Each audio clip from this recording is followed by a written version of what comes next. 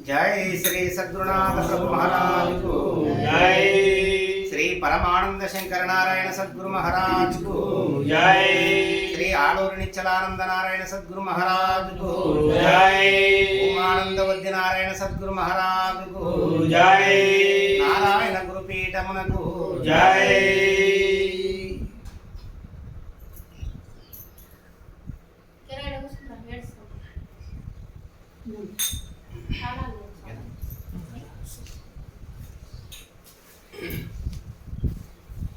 आत्मानात्मरहितं अचल पूर्णोपदेशिकं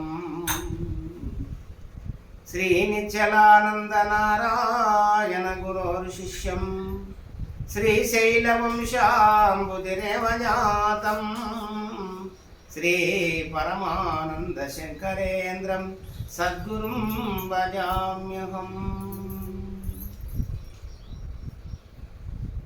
నేడు శ్రీమన్నారాయణ గురుపీఠము శివరామ దీక్షిత అచల గురు సాంప్రదాయం శ్రీమన్నారాయణ గురుపీఠ అధ్యక్షుడైనటువంటి శ్రీ శ్రీ పరమానంద శంకరనారాయణ సద్గురు స్వాముల వారికి పాదపద్మములకు నమస్కారములు తెలియజేసుకుంటూ నేడు గురువార సందర్భంగా మరి ఇక్కడ స్వామి సన్నిధిలో మనమంతా సమావేశమై మరి చక్కగా మనమందరం కూడా ఈ గురు శిష్య సాంప్రదాయ ధర్మములను చర్చించుకున్నటకై ఉన్నాం కాబట్టి మరి ఈ బోధ చాలా గొప్పనైనటువంటిది కాబట్టి ఇట్టి బోధ లోపల మానవుడు తరించాలి అంటే మరికి లౌకిక చదువులకు కూడా మరి ఓనమాలు దిద్దుట కాగుణితం రాయుట అక్షరం యొక్క సంధిని గ్రహించుట మరి పై చదువులను తెలుసుకున్నట 4 మెట్లు ఏ విధంగా ఉన్నాయో మరి అచల సాంప్రదాయ సిద్ధాంతం లోపల కూడా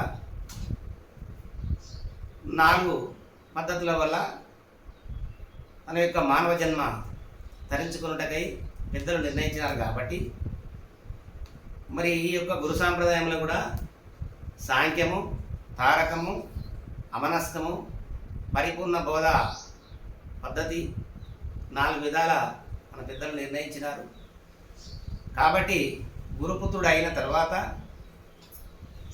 మరి గురు సాంప్రదాయ ధర్మములను తెలుసుకొని వాటిని మనసుయందు ఉంచుకొని మనసా వాచ త్రికరణ సిద్ధిగా తీసుకున్నాను త్రికరణ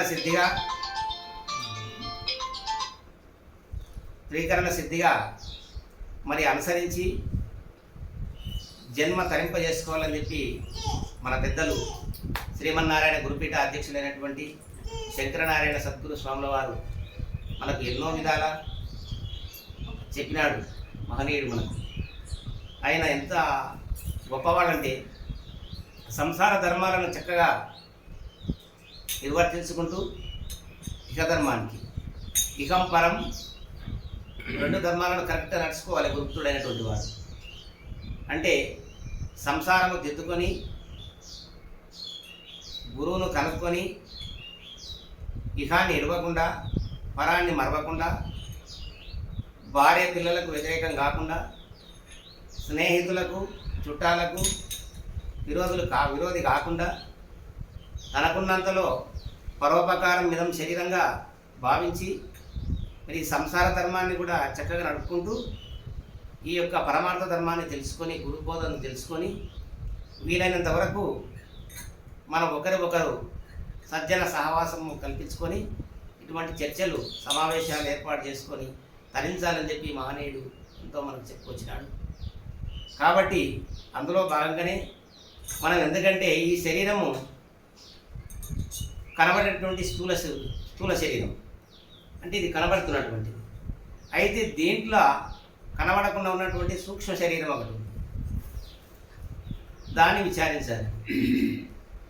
కారణ శరీరము అంటే జన్మకు రావడానికి ఈ జనన మరణాలకు మూలమైనటువంటి దేశంలో కారణ శరీరం, దాన్ని అమనస్క స్థితి అన్నాడు. పరిపూర్ణ బోధ అంటే దైవాన్ని తెలుసుకున్నట. ఈ 4 పద్ధతులు ఉన్నాయి కాబట్టి అందులో భాగంగా సాంఖ్య విచారణ. అసలు ఇది ఎట్లా పుట్టింది ఈ ప్రపంచం అనే దానికి అంటే ఫస్ట్ బ్రహ్మము, అవ్యక్తము, మహత్తు, మదహంకారం, ఇవి 4. తర్వాత పంచమహాభూతము, ఆకాశము, వాయువు, అగ్ని, జలము, పృథివీ. అంటే అవి 4, ఇవి 9. అంటే నవద్రవ్యోలబ్ధ అన్నారు కాబట్టి ఈ యొక్క సృష్టి బ్రహ్మాండం ఏర్పడడానికి ఈ యొక్క నవద్రవ్యాలు అవసరమైంది. అందుకే మానవ అనేదానికి అర్థం ఇది. మానవ అంటే మానవుడు అంటే ఇంతలా పొడుగు ఉన్నటువంటి శరీరాన్ని కదా అనేది, దానికి అర్థం వేరు. మానవ అంటే నవ అంటే 9 అని. అంటే ఈ 9 ద్రవ్యాల చేతనే ఈ శరీరం కానీ ఈ ప్రపంచం కానీ నిర్మించబడింది. అందుకే వీటికి ఈ 9 చేతనే అంకెలు కూడా 9. 0 నుండి మరి మొట్టమొదలు 1 నుండి స్టార్ట్ అయ్యి 9 వరకు 9 కదా అంకెలు. 9 దాటినా 0నే, 1కి ముందు 0నే, 9 దాటినా 0నే. కాబట్టి తిరిగిన అంకెలే తిరుగుతాయి. నవద్వారపురి అంటే శరీరానికి కూడా నవద్వారములు ఉన్నాయి. ఒక దేవాలయం నిర్మించాలన్నా నవగ్రహాలు నిర్మాణం చేస్తారు. మన గృహప్రవేశం చేయాలి అన్నా నవద్రవ్యాలను వాడతారు. అక్కడ నవధాన్యాలను వాడతాము. ఒక కూరాడు పెట్టుకోవాలన్నా, ఒక వాస్తు పూజ చేయాలన్నా, ఏ కార్యం చేయాలన్నా కానీ నవధాన్యాలను ఉపయోగిస్తారు. మరి ఇవి మొట్టమొదటి లోపల ఈ 9 చేతనే ఈ సృష్టి ఇన్ని ఆధారం చేసుకొని ఏర్పడుతుంది. వీటి తర్వాత పంచతన్మాత్రలు, శబ్దము, స్పర్శ, రూపము, రసము, గంధము. వీటిని ఆశ్రయ స్థానములుగా ఏర్పాటు చేసుకొని పంచభూతాలు ఏర్పడతాయి. అంటే మొట్టమొదట శబ్దము, శబ్దగుణముతో ఆకాశము 1వది కనుక శబ్దము కలిగింది. రూపగుణముతో వాయువు, స్పర్శగుణముతో 2వది కావున శబ్దము, స్పర్శ, దానికి 2 గుణాలు. రూపగుణముతో అగ్ని 3వది కావున శబ్దము, స్పర్శ, రూపము 3 గుణాలు. మరి జలము రసగుణముతో 4వది కాబట్టి శబ్దము, స్పర్శ, రూపము, రసము 4.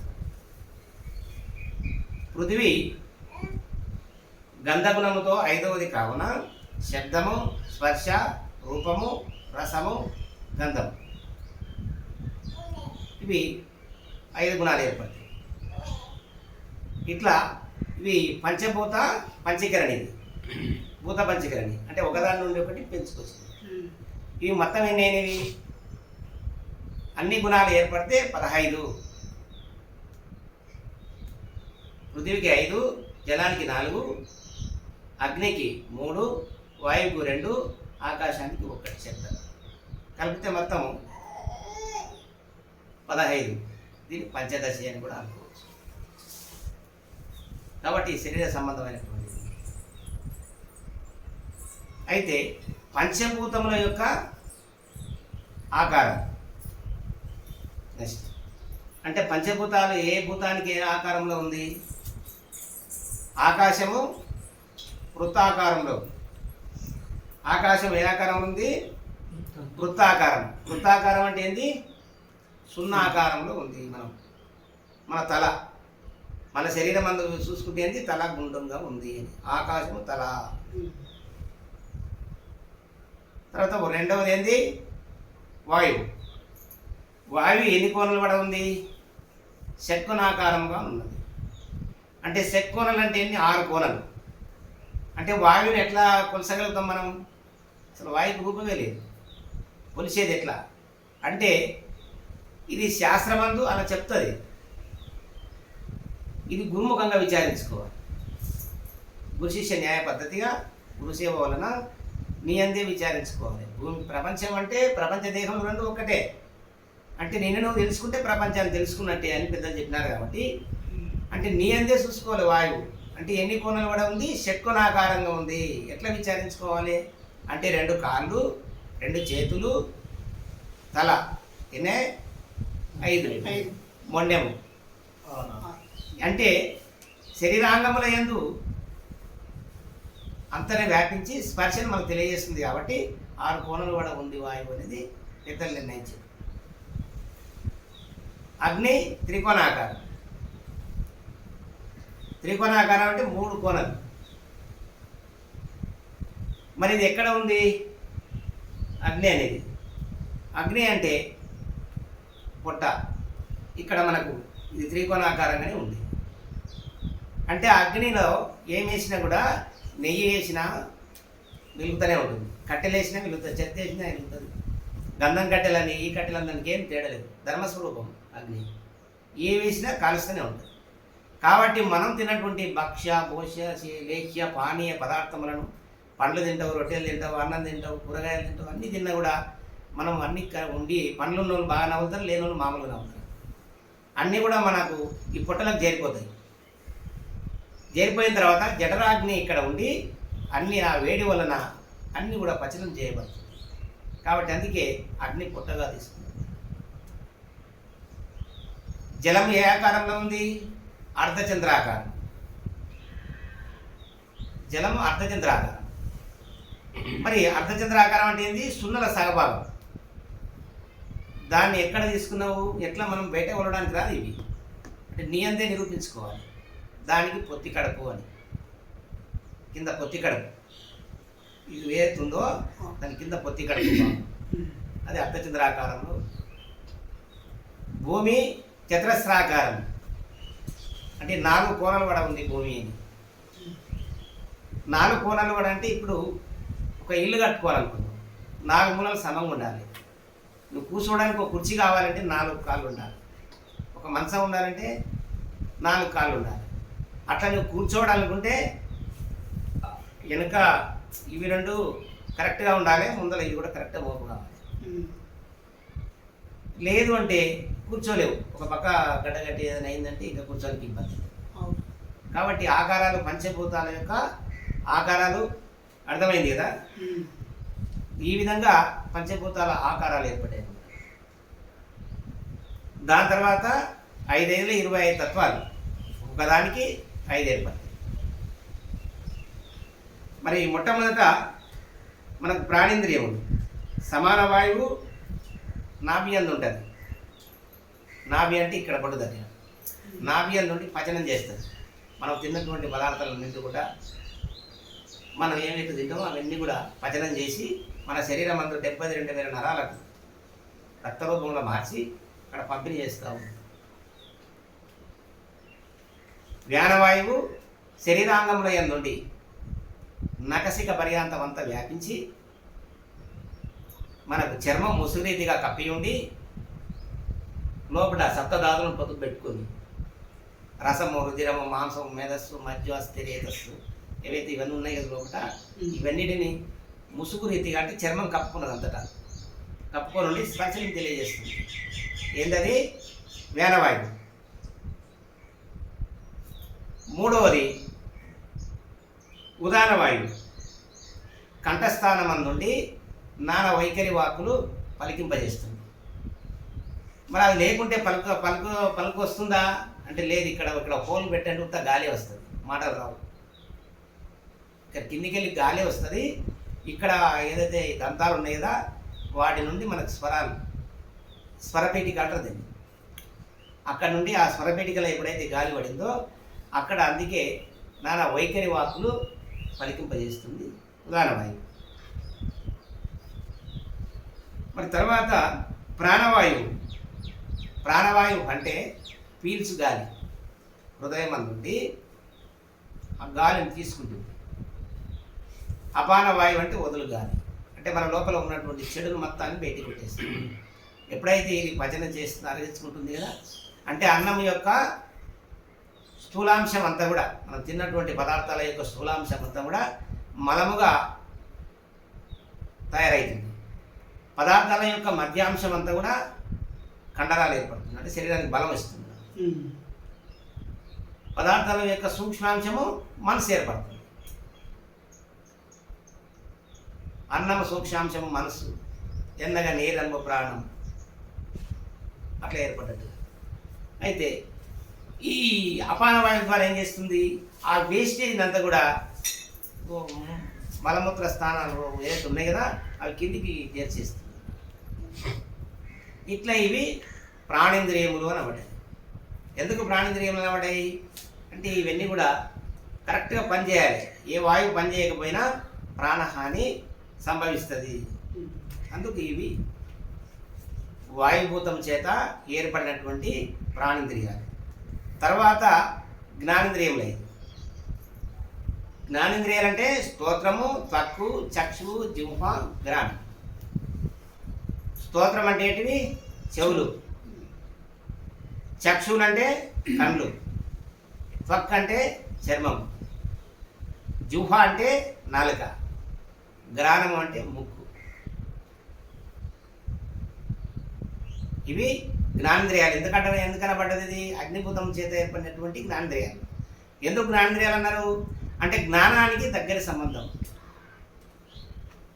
అంటే ఇప్పుడు జ్ఞానం కలగాలి అంటే గురువులు చెప్పే బోధ వింటేనే కదా, చెవుల ద్వారా వినాలి. అప్పుడు మన జ్ఞానం లభిస్తుంది. అక్కడ వేద శ్రవణం చేయాలన్నా, వేదాలు ఎవరైనా చదువుతుంటే శ్రవణం చేయాలన్నా చెవులు ఉన్నాయి, వినబడాలి. కాబట్టి చెవులు శబ్దాన్ని గ్రహిస్తుంది. కాబట్టి ఇది జ్ఞానేంద్రియము. తర్వాత స్తోత్రము, త్వగింద్రియం అంటే చర్మం. త్వక్ అంటే చర్మం. అంటే మీరు మొత్తం శరీరం అంతా వ్యాపించి ఇక్కడ చీమ కలిసిన, దోమ కుట్టిన ఏదైనా కూడా మనకు స్పర్శ తెలియజేస్తుంది. ఈ స్పర్శ లేకుండా సత్వాయి వచ్చింది అనుకో, సత్వాయి వచ్చినటువంటి వాళ్ళకి పొయ్యి కాడ కూర్చుంటే డేంజర్. పొయ్యి దగ్గర కూర్చుంటే కాలేజీ కూడా తెలియదు, పక్కన కాలిపోతుంటుంది. కానీ అర్థం కాదు అక్కడ, అంటే వాళ్ళకి మంట అనిపించదు, అస్సలు అనిపించదు. అందుకు ఇది అంత ముఖ్యమైనటువంటిది. అది తెలియజేస్తుంది, మన జ్ఞానాన్ని తెలియజేస్తుంది ఏదో వచ్చిందండి. చక్షు అంటే కన్ను. అంటే పొట్టి, పొడుగు, లావు, సన్నము, ఎరుపు, తెలుపు, నలుపు, మిశ్రమం 10 రకాలైనటువంటి దశవిధ రూపాలను గ్రహించి, ఇగో ఇక్కడ గుంత ఉంది, ఇక్కడ మిట్ట ఉంది, ఇది బాయి, ఇదో ఇక్కడ పోవాల్సింది, ఎదురుగా మనసులు వచ్చాయి, ఇవన్నీ చెప్పగలిగేది ఏది? ఈ కంటి ద్వారా మనసు ద్వారా బుద్ధిని గ్రహించి, బుద్ధిని చేయించి ఆ తర్వాత జ్ఞానానికి అందిస్తుంది కన్ను ద్వారా. ఇది ఒక అద్దం లాంటిది అనమాట.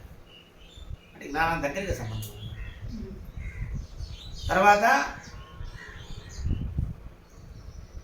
తర్వాత ఏం చెప్పిండు? జిహ్వ అంటే నాలుక. వగరు, పులుపు, తీపి, చేదు, ఉప్పు, కారం, రుచులు ఉండేది 6 కదా. ఈ 6టిని చూడాలి అంటే కన్ను అవయవాలు చెప్పగలుగుతావే, నాలుక పైన వేస్తేనే తెలుస్తుంది. మళ్ళీ ఒక ఇంద్రియం చేసే పని ఒకటి చేయదు. అంటే జ్ఞానం అనే యజమానికి ఇవన్నీ పనిముట్లు.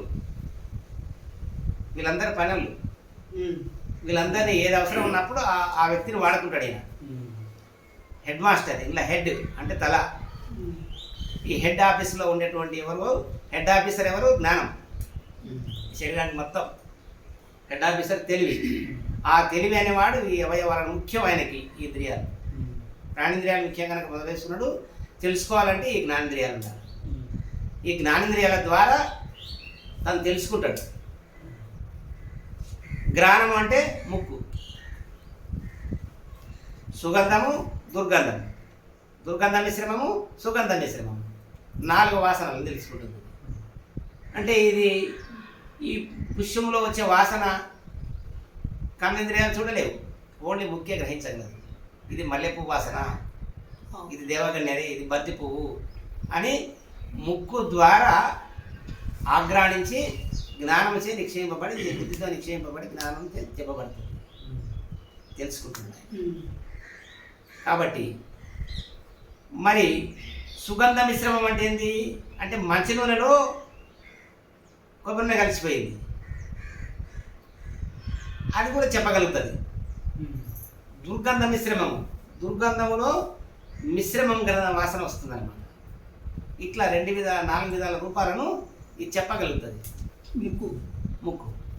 అందుకు ఇవి జ్ఞానేంద్రియాలు. మనకు చెప్పబడ్డాయి. కర్మేంద్రియాలు అంటే ఏమిటివి? వాక్కు, పాణి, పాదము, ఊహ్యము, గుదము. ఇవి కర్మేంద్రియాలు. బండ లాంటి హృదయం కలిగినటువంటి వాళ్ళు కూడా కరిగించగలిగేటటువంటిది కూడా వాక్యం. స్మరణ చేసి మళ్ళీ నిష్కారణంగా పై వగల కొట్టుకునేది కూడా నోరే. పై కూడా వగల కొట్టిస్తుంది. అనవసరమైన మాటలు మాట్లాడి దుష్కర్మ సంపాదించుకుంటుంది. కాబట్టి ఈ వాక్కు అనే ఆయుధాన్ని చాలా జాగ్రత్తగా వాడాలి. అందుకే మిత భోజనము, మిత భాషణము, సతతము మీరలు సలుకుడయ్య, మతముల వారలకు అందరికీ సమ్మతమైనవి సూక్తులయ్య అంటారు. మతముల వారికి, సర్వమతాల వారికి, అందరికీ. మనది సమ్మతం, ఏ మతము కాదు. గురు సాంప్రదాయం సమ్మతం. ఎందుకు? దేవుడు అనేవాడు ఒక్కడే. ఆ దేవునికి నామ రూప క్రియ నడవడం లేవు. అది సకల దేశంలో యందు, సర్వకాలంలో యందు, సర్వావస్థల యందు ఉన్నటువంటి పరమాత్మ ఏదైతే ఉందో దాన్ని గ్రహించినటువంటిది. కాబట్టి మన పెద్దలు మనకు ఏ మతములు లేవు. కాబట్టి ఇది మనకు సమ్మతమే. కాబట్టి ఇంకా ఎట్లుండాలి? వాక్కు మౌని అంటే యోగీశ్వరం లేకుండా అవసరమైతే మాట్లాడాలి, లేదంటే మౌనంగా ఉండాలి. ఎటు కూడా నోరుందని చెప్పి ఎట్లంటే అట్లా మాట్లాడి కర్మ సంపాదించుకో, దుష్కర్మలు సంపాదించుకో. అవసరమైనప్పుడు ఊపుకోవద్దు, మాట్లాడగలిగా మంచి మాట. అంటే ఉత్తమ మాటలు సత్తురూకలు చెల్లవు అనేది మా స్వామి. ఉత్తమ మాటలు సత్తురూకలు చెల్లవు అని కదా. ఉత్తమ మాటలు ఎన్ని మాటలు అనే ప్రయోజనం ఏముంది? సత్తురూకల్లో గిరలు పడ్డాయంటే పనికిరావు. అది బంగారు నాణ్యం అయితే రాయి మీద రాయి పెట్టి నలగొద్దు, పనికొస్తుంది. అంటే మన బోధ ఎటువంటిది? బంగారం వంటి బోధ. అంగీకరణలకు మాత్రమే, వెంగళలకు తరము కాదు అంటాడు. అంగడి వెచ్చములు ఆడకు అంటాడు. ఏమంటే ఆడ బంగారం వంటి బోధ. బంగారం లేకనే హెచ్చాలు పోసి అమ్ముకుంటారా? బంగారం ఏమన్నా కుప్పలు పోసి అట్లా అమ్ముకోరు కదా. వాడు మంచిగా షోరూంలో పెట్టి గ్లాస్ ఫిట్టింగ్ అన్ని చేసుకొని డైరెక్ట్ కూర్చుంటారు. రేటు కూడా బేరం కూడా చేసేది ఉండదు. తగిన డబ్బు తీసుకొని పోయి మనం బంగారం తీసుకుంటాం. ఇది ఇట్లాంటిది కూడా అట్లా అంగీకరణలకి నువ్వు అంగీకరించుకొని వచ్చి బోధన కావాలి స్వామిని ప్రాధేయపడి కదా. 12 నమస్కారముల చేత 12 వత్సరములు 12 ఏళ్ళు గురుసేవ చేసినటువంటి వానికే ఈ 12 భావాన్ని తెలియజేసుకుంటూ వచ్చారు మహనీయులు మనకు ఇద్దరు. కాబట్టి అట్లా తెలుసుకోదగ్గది. అందుకు ఈ వాక్కు అనే కర్మను అట్లా కొని తెచ్చుకో, జాగ్రత్త వాడాలి. అందుకే వాక్ కర్మేంద్రియం, అది మంచి మాట్లాడి. దాని తర్వాత పాణి అంటే చేతులు. ఈ చేతుల చేత తల్లి, తండ్రి, గురువు, దైవం అని మన యొక్క హిందూ సాంప్రదాయ సిద్ధాంత పద్ధతుల ప్రకారంగా చెప్పినారు. కాబట్టి మన గురు సాంప్రదాయం కూడా అట్లనే. కాబట్టి తల్లిదండ్రుల సేవ, గురువుల సేవ, దైవ సేవ, నీకున్నంతలో దాన ధర్మములు చేసి పుణ్యం సంపాదిస్తుంది ఈ చేతులు. నిష్కారణంగా ఒకరిని కొట్టి కదా అట్లా పాపకార్యాలు చేసి పాపం సంపాదించుకుంటుంది. నువ్వు జ్ఞానివి కనుక నిజమేంది అబద్ధమేంది తెలుసుకున్నావు. కాబట్టి ఏది సత్యమో ఏది అసత్యమో తెలుసుకున్నావు. కాబట్టి ఏది ధర్మమో ఏది అధర్మమో తెలుసుకున్నావు. కాబట్టి ధర్మానికి ఉపయోగించాలి. కర్మేంద్రియాలు చాలా జాగ్రత్తగా ఉండాలి. పాదము మూడవది. పాదములు అంటే కాళ్ళు. పెద్దల యొక్క ఆశ్రమాలకు, దేవాలయాలకు, పుణ్యస్థలాలకు నడిపించి పుణ్యం సంపాదించుకుంటాయి. పుణ్యకర్మ సంపాదించుకుంటుంది. మరి ఇంకా వీధిలో ఎవరో కొట్లాటలు జవడాలు ఇంకా ఉంటే అక్కడ నడిపించి ఆడ ఒక సాక్షిగా మిగిలిపోతారు. ఇరువురు తగవాడి కొట్టుకుంటున్నారు. ఈశ్వర్ అక్కడ లేవాడాడు. నీవు ఉన్నావు కదా ఈశ్వర్ కొట్లాడంగా. ఉన్నానయ్యా నేను, ఆయనదే తప్పు అని నువ్వు చెప్పినాను. ఎవరు వస్తే పోలీసు వాళ్ళు వస్తే కరెక్ట్ ఆయన వచ్చి నన్ను కొట్టిండు తప్పు అంటే ఆ సంతకం పెట్టాయి అంటారు. నువ్వు సిగ్నేచర్ పెట్టినావు లే ఫోన్లే అని. ఒక 6 నెలలకు నీ దగ్గర వచ్చింది కోర్టుకు రండి అని నోటీస్ పంపించింది. ఏంటికి సంతకం పెట్టినావు కదా, సాక్షిగా మిగిలిపోయింది. అప్పుడు ఏం చేయాలి? కోర్టులా భగవద్గీత, బైబుల్, ఖురాన్ 3 గ్రంథాలు ఉంటాయి అక్కడ కోర్టులా. ఆ గ్రంథాల పైన చేయబెట్టి నిజమే చెప్తాను ప్రమాణం చేయాలి. ఎంత పని చేసింది కర్మ నిలబడదు నీకు. అంటే ఇక్కడ ఏం చేయాలి అంటే ఉంటే పని చేయి, లేదు ఖాళీ టైంలో ఒక గ్రంథం పెట్టుకో, లేక ఇంట్లో ఊర్లో ఆత్మీయులు ఉంటే వాళ్ళ దగ్గర పోయి విచారణ చేసుకో, లేదు నిద్ర వస్తే తిరిగి పండుకో. అప్పుడు ఇంక ఇబ్బంది ఏమొస్తుంది? రాదు. అట్లా ఈ పాదముల చేత ఇట్లా ఎవరు ధర్మరాజు చాలా గొప్పోడే, కానీ కౌరవ సభకు పోయిండు. పోయిన తర్వాత జూదం ఆడిండు కదా, ఇది మయసభ. ఆ జూదం ఆడినందువలన పాదాలు అక్కడ నడిపించినందుకు అది మొదలే అది ఇంకా ఉండేది వాళ్ళు అటువంటి వాళ్ళు కదా, అక్కడ పోవడం తప్పు కదా. అంటే అందుకే స్థానం ఎరిగి కూర్చో అంటాడు, కీలు ఎరిగి కొయ్యాలి అంటాడు, మాట ఎరిగి మాట్లాడాలంటాడు. ఎలా పడితే అట్లయితే ఇక కర్మలు తప్పవు. కాబట్టి పాదములు చాలా జాగ్రత్తగా ఉండాలి, ఎవరికి తల్లిదండ్రులకు తగలకుండా ఇక్కడ పాపం సంపేసుకోకుండా జాగ్రత్తగా వాడుకోవాలి పాదాలు వీరంతో. దాని తర్వాత గుహ్యం. గుహ్యం అనగా మూత్రస్థానం. శుక్ల శోణిత మూత్రానంద విసర్జన చేయను అంటది. ఆనందం. నీకు టాయిలెట్ రాలేదు, ఏదో బస్ మీద వెళ్తా ఉన్నావు, 1 గంట 2 గంటలు అయింది, ఎంత ఇబ్బంది ఉంటుంది. అది పోతే హాయ్ అంటే కర్మ. ఆ వేస్ట్ అనేది బయటికి దొబ్బేసేయాలి, లేకపోతే ఇంకా ఇబ్బంది కర్మనే కదా. అది ఎక్కువ అయిపోయి నరాలు బిగిరాయి మొత్తం ఇబ్బంది అయింది, శరీరం అంతా మృత్యువు కూడా సంభవిస్తుంది. కాబట్టి ఏది చేసే పని అది చేయాలి కరెక్ట్గా. ఇక్కడ తర్వాత గుదం అంటే మలస్థానం. అది కూడా నీవు తిన్నటువంటిది జీర్ణమై మళ్ళా కరెక్ట్గా అది విసర్జన జరగాలి. అది జరగకుంటే ఇబ్బంది కనుక కర్మేంద్రియాలు ఇవేంటివి? పృథ్వీభూతం చేత ఏర్పడినటువంటి ఇవి కర్మేంద్రియాలు.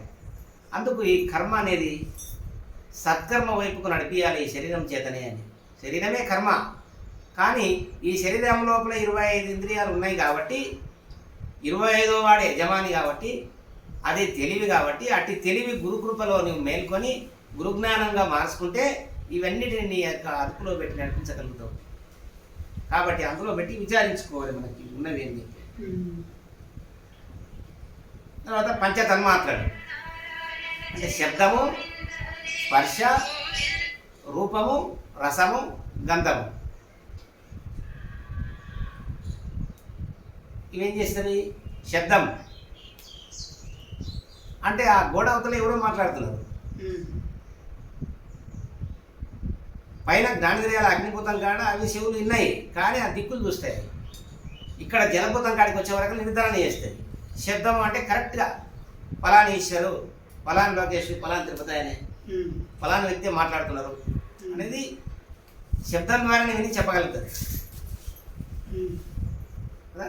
చూడకపోయినా నిర్ణయం చెప్పగలుగుతుంది. స్పర్శ అంటే ఏకాదశ స్పర్శ అంటే కరెక్ట్గా ఇక్కడ ఏడ కలుస్తుందో కరెక్ట్గా ఏలు పెట్టి తీసేయగలదు, చీమ కలిసింది అని.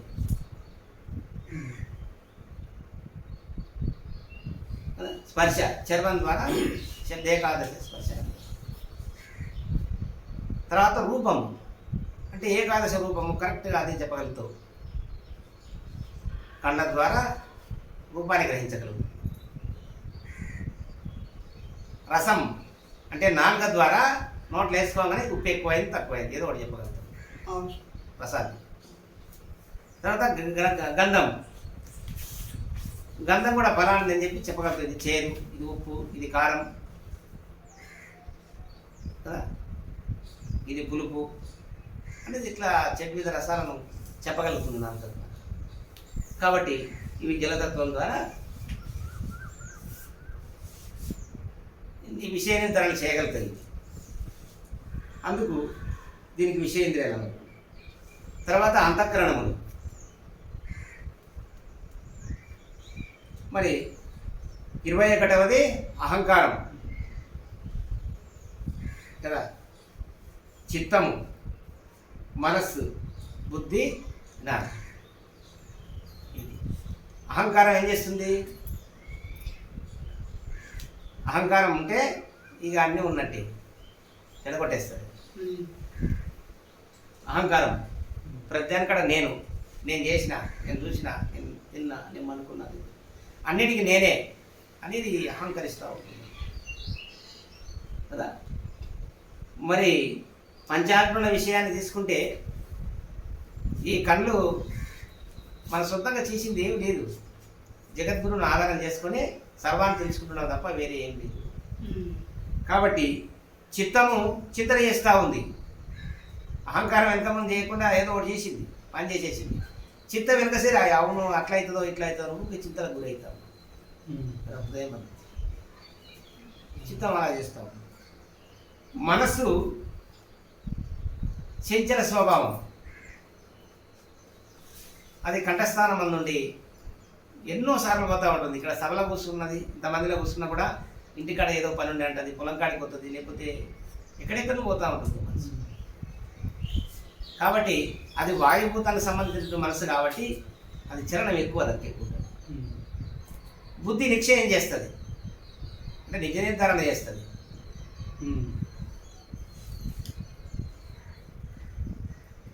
కాబట్టి వీడికి 24వ ఇంద్రియాలు. 25వ వాడు జ్ఞాత.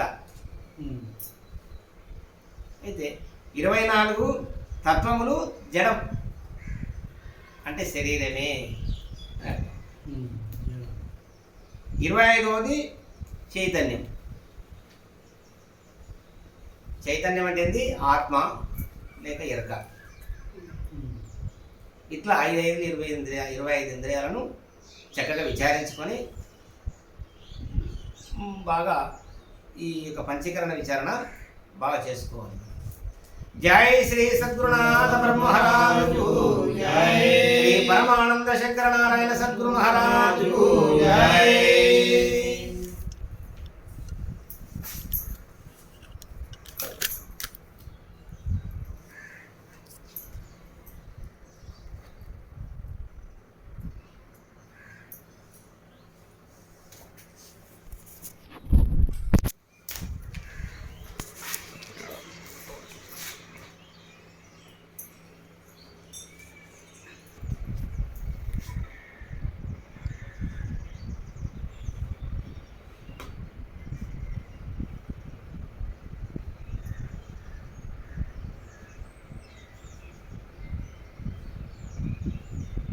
సెల్ఫీ తీసుకో.